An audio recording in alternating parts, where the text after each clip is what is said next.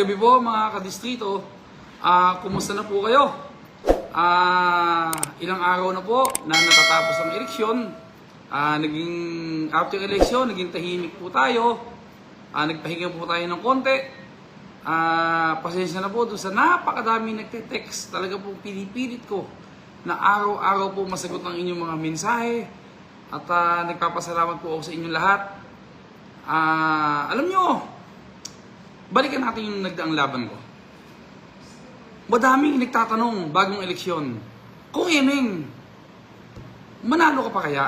At paano ka mananalo? Yung tanong po na yan ng mga malalapit sa akin, mga kaibigan, mga leader, ay tanong na nag-aalala sila sapagkat lahat ng mga higanting politiko sa lalawigan ng Nueva Ecija, hindi lang po sa ating distrito, hindi lang sa Gapan, lahat ng higanting politiko sa lalawigan ng Nueva Ecija, nagkampi-kampi, nagtulong-tulong na po sa kalaban ko upang hindi ako manalo. Alam nyo, dispiras ng eleksyon, kahit po wala akong tulog, kahit po pagod na pagod ako, madaling araw tumakbo po ako ng Nazareno, nanghingi ako ng basbas sa poong Nazareno. Kaya ramdam ko, panalo ko, nang mananalo ko, di ko abayan ng Nazareno eh. At kung sa nagtatanong, kung Emeng, paano ka mananalo? Simple lang po, nakita ko po na yung taong bayan ang nagtulong-tulong sa akin. Yung taong bayan na umaasa sa mga programa nating pinangako ko, yung libreng ospital, yung pong papakating pa po natin ng mga mas madaming mga scholar, mas marami tayong matutulungan na mga may sakit sa darating na panahon. Tao po ang lumaban. Tao ang nagtanggol sa akin. Tao ang humiyaw sa oras ng butuhan. Humiyaw sila gamit ang ballpen upang iboto si Congressman Emeng Pascual. Alam po ninyo, doon ko nakita, hindi na pala uso ang lumang politika ng siraan. Dito po natin napatunayan na yung pagtulong na ginagawa natin sa tao ay huwag nating panghihinayangan, lalo na tayong lahat ng mga nakaupo sa posisyon. Unang-una po, naramdaman ko yung dinami-dami ng tinulungan natin na may sakit, na malalaking halaga, simulan mo sa 10,000 hanggang kalahating milyong piso. Nakita ko yun. Yung tulong na binigay natin sa mga tricycle driver, sa mga magsasaka, sa mga tendera sa palengke, sa mga LGBTQ, yung scholar natin walang limit. Sila po ang nakipaglaban para sa atin. At siyempre po, gusto kong pasalamatan ang lahat ng volunteer, yung lahat ng tumulong, nag-abono pa sa panggasolina, nag-abono sa pagkain, mabasa ng ulan, mabasa ng pawis, ubuhin, magkalagnat. Lahat po ng yon nakita ko, lahat po yung naramdaman ko, kayo po nagpanalo sa akin, hindi ko kayang manalong mag-isa. Saan ba kumapit ang mga tao na nagtiwala kay Congressman Emeng Pascual? Ulitin ko, sa kabila ng nagtulong-tulong ang lahat ng higanting politiko sa lalawigan ng Nueva Ecija, sino ang umasa na kailangan manalo si Congressman Emeng? Sino po yun? Yung umaasa na yung pinangako ng ospital na libre ang lahat ng tao. Ayan na po, tutuparin ko yan. Yung umasa na mas madaming scholar na wala akong pakialam kung saan kayo nag-aaral, wala akong pakialam kung mayaman ka o mahirap ang magulang mo, wala akong pakialam kung sino binoto ng pamilya mo. Basta nag-aaral ka kahit saan lupalop ng Pilipinas, scholar ka ni Congressman Emeng sa ika-4 na distrito. At yun pong ating kolehiyo na nasa lungsod ng Gapan, lalo po natin pag-iibayuhin yan, pagagandahin natin lalo. Magpapagawa po ako ng isang eskwelahan na kasing ganda ng Lasal ang building. Saan po natin itatayo yan? Itatayo po natin yan kung saan po natin itatayo. Yun pong ating pinondohan na 2 bilyon. 2 bilyon na pondo, mayroon na pong pondo. Yun pong ating sports complex na mayroon pong 8,000 seating capacity na grandstand. Mayroon po yung oval, mayroon po yung Olympic size swimming pool, at mayroon pong basketball court na centralized air condition na 6,000 seating capacity. Diyan po lahat yan. Ako po, lahat ng yan, tinatanong ang utang loob sa inyo dahil naniwala po kayo sa pangako ko at yun ang pinangako noong 2022 ay na-deliver ko. Kaya pansinin po ninyo, Ang boto ko noong 2022 na ako'y nanalo ay 177,000. Ngayon pong 2025, kulang 200,000 na po naging boto ni Congressman Eming Pascual. Salamat po. Maraming salamat sa inyo lahat.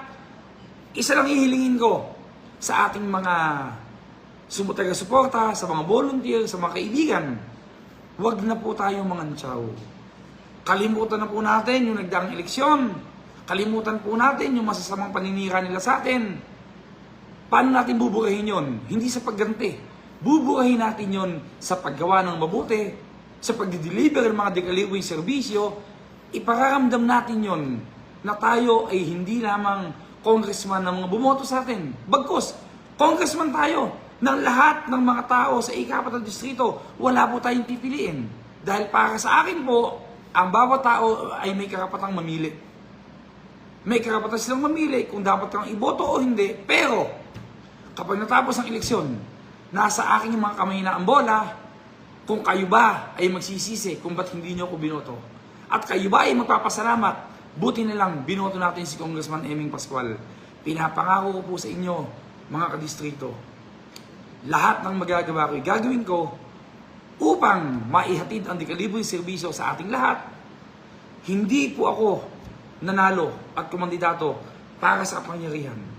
Hindi po ako kumuha ng posisyon sa gobyerno bilang kongresista para sa pamilya ko. Ito pong kinuha ko ito, isang obligasyon, isang solemn obligation, isang banal na obligasyon na susukulian ko po ng tapat na paglilingkod. Asahan po ninyo yan. Alam po ninyo, hindi ko po ito sinasabi sa bawat kampanya ko kung gaano kadaming flood control ang pinagawa natin. Kung gaano kadaming nating ilang pong kilometrong pina-aspaltohan natin sa ika-4 na distrito ng Nueva Ecija. Kung gaano kadami yung pinasementohan nating kalsada. Mga barangay hall na pinagawa natin. Nagpagawa pa tayo ng mga DOD, mga gymnasium at kung ano-ano pa. Alam po ninyo, sa loob ng 3 taon panunungkulan ko, bilang congressman, 18 billion, 18 billion ang nadala ko pong proyekto sa ating distrito. At hindi ko na po kayang bilangin sa aking mga kamay at daliri, sa kamay at paa, kung gaano kadami pong tao ang natulungan natin na mga may sakit. Pangako po, magko-concentrate po ako, tandaan nyo.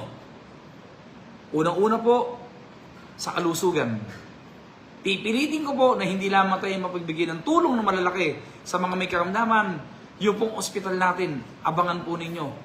Finishing na lang. Andun po, siguro po, mga ilang linggo pa, paparating na po ang ating mga equipment, yung pong ating mga x-ray, yung ating mga MRI, yung ating mga... Basta lahat po, at kagandahan po nito, kung ano po ang ginagamit ng mga hospital equipment sa Makati Medical Center at doon po sa St. Luke's Hospital, ganyan po ang gagawin natin. Bakit?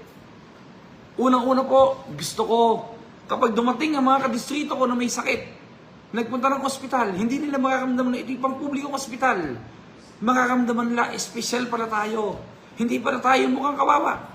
Ano ba ang problema? Nating lahat. Ang problema po natin, number 1, pandeposito. Mangungutang magsasanla pag walang pera.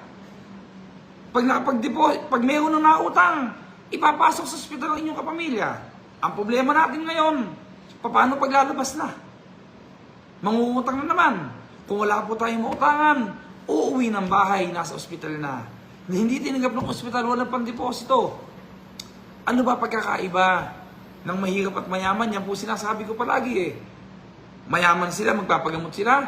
Tayong mahirap, magtitiis sa bahay. Wala na pong ganun. Yung ospital po natin na yan, hindi nyo kailangan ng deposito. Tatanggapin kayo dyan ng VIP. At ang agandahan sa ospital natin na yan, kahit may pera kayo sa bulsa, hindi kayo magbabayad dahil yan po ay walang cashier. At asahan po ninyo, dahil sa natutunan kong leksyon sa buhay, bilang isang lingkod bayan, ipagpapatuloy ko po yung dekalibreng serbisyo, mayroon man pong politika o wala. Ano ba yung natutunan ko na yun?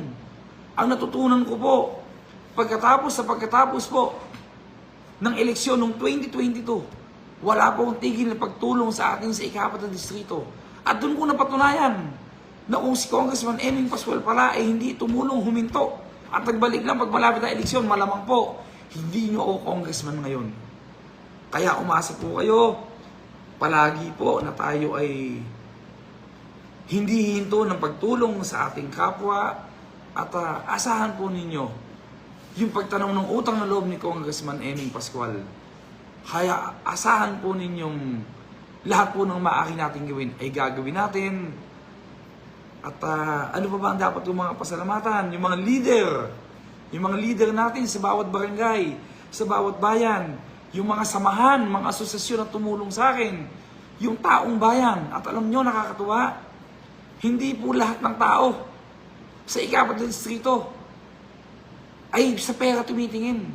Napakadami pa po natin mga leader, mga tumutulong sa atin na talaga naman pong halos mag-abono pa ng panggastos. Ipagluluto ka sa bahay, tutulungan ka, basta marinig lang po nila yung iyong plano. Sa mga susunod na panahon kung mananalo ka. Kaya ito po ay isang napakalaking leksyon po sa akin na hindi po ako nagkamali ng tuloy-tuloy po na pagtulong sa ating kapwa. O may nagsabi, Kong Eming, sabi ni Annalisa Navarro, Kong Eming, paano kaming taga San Isidro natalo po si Mayo Ante namin? Solid Batman po kami. Alam nyo, ang maipapayo ko sa inyo sa mga taga San Isidro, tuloy ang buhay. Bigyan nyo ng pagkakataon yung nanalong Mayo dyan. At hayaan natin mapag-isip at mapagpahinga si Mayo Ante Tino. At sa tingin ko naman, kahit naman wala sa posisyon, tuloy-tuloy yung pagtulong niya at yung bagong Mayo na nagbabalik, na nanalo si Mayo, doon bigyan niya ng pagkakataon. At ako naman po, hindi ko pababayaan ang bayan ng San Isidro. Kita nyo naman kung paano kung tinulungan ng bayan ng San Isidro. Sa loob ng 3 taon, 2 bilyong mahigit ang pinasok kong pondo sa inyo. Sa loob ng 3 taon, napakadaming milyong piso ang inubos ko sa mga may sakit sa bayan ng San Isidro. Tuloy lang po ang buhay. Ang buhay, minsan po talaga may natatalo, may nananalo. Kahit po natalo inyong manok sa San Isidro, tuloy lang po kayo. Ano pa ba ang pwede kong pagpasalamat sa inyo? Ako yung ngayon lang po ako nakapag-live video upang magpasalamat. Alam nyo, nung bilangan, una, di ba, nagdasal ako sa Nazareno. Lumuwas ako. Tapos po, umina ako. Pahinga. Meeting ng mga leaders, ng mga tumutulong. Alam nyo, nung bumoto ko ng alas 8 ng umaga, kami ng mga tatay ko, kami ng Mayor Joy, kaming pamilya, sabi ko, mananalo ko. Nung bilangan na po, hindi ako kumikibo. Nung mag-umpisa na, 7 ng gabi, sabi ko, alam ko, panalo ko. Hindi ko po alam ba't ganun palagi kalakas ang loob ko. Siguro dahil alam ko na yung taong bayan na nasa likod ko, ang aking pamilya, yung Panginoon Diyos, nakasuporta sa atin. Awa po ng Diyos, lahat naman po ng dumating na boto, panalo ko, ulitin ko. Paano ako mananalo? Sumugal uli sa akin ng taong bayan. Ipinaglaban ako ng taong bayan. Ipinaglaban ako ng mga tao na nakita ang ginawa ko at naniniwala pa sa ating mga gagawin. Maraming salamat po, ulitin ko, sa mga leader, sa mga samahan, sa mga taong bayan, sa mga kaibigan, kamag-anak, kaklase, kaibigan, sa aking mga anak, sa aking asawa, sa aking pamilya, sa tatay ko, sa nanay ko, sa mga kapatid ko, sa mga pamangkin ko, sa mga malalapit na kaibigan, sa inyo pong lahat. Hay nako, walang katapusang pasasalamat. Alam nyo, bawat eleksyon, yun ay kasaysayan. Kasaysayang isinusulat sa libro ng politika sa ating distrito at sa ating bayan. At ang masarap po nun, ang mga tao hindi lang po nagbasa ng kasaysayan. Kayo ay nakialam sa pagsulat ng kasaysayan. Paano kayo nakialam? Sinulat nyo sa balota si Congressman Eming Pascual. Yun po, nakatalana sa kasaysayan At yun pong isinulat natin sa libro ng kasaysayan na yan, ay hindi ko po sasayangin. Lahat po ng magagawa ay gagawin ko. Maraming salamat po sa inyong lahat. Ayan. At yung pong opisina natin, sa dinami-dami ng naging kongresista ng ika-4 na distrito, siguro po napansin nyo, ako lang po ang nag-iisa at kauna-unahang nagpatayo ng opisina para sa distrito. Yun po yung nasa tapat ng Walter Mart. Pagpapatuloy po natin yan, hindi po tayo titigil, hindi po tayo lulubay, wala po tayong sasayangin kahit na isang segundo sa pagtitiwalang binigay niyo sa akin. Maraming salamat po sa inyo lahat. Pagpalain po tayo ng Panginoon Diyos. Salamat po sa muling pagtitiwala, Congressman Eming Pascual. Salamat po.